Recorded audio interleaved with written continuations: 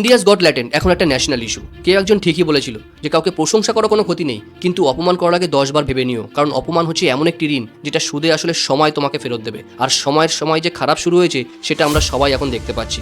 India's goat ল্যাটেন্টের host সময় রায়না একটি 1 বছরের মেয়েকে নিয়ে যে তির্যক মন্তব্যগুলো করেছে সেগুলো সত্যি খুব বেদনাদায়ক। কি বলেছে সেটা শুনবো। 2 महीने के बच्चे को 16 करोड़ रुपए का इंजेक्शन चाहिए। 2 महीने का बच्चे को।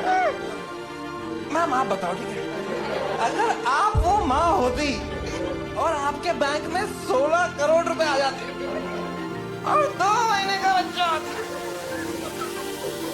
एक बार तो अपने पति को देख के बोलती ना, इन्फ्लेशन इज राइजिंग।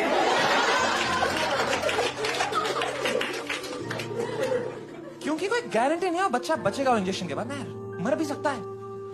लॉस होगा मर गया इंजेक्शन के बाद। সময় রায়না ইউটিউবে তার এই সমস্ত কমেডিগুলো সবসময়ের জন্যই শেয়ার করে, কিন্তু মানুষ কিন্তু এখন এটা মেনে নিলেও সময় কিন্তু মেনে নেয়নি। কারণ এই ছোট্ট মেয়েটি কথা বলতে না পারলেও হয়তো এর অভিশাপ সময় রায়নার গায়ে লেগে গেছে।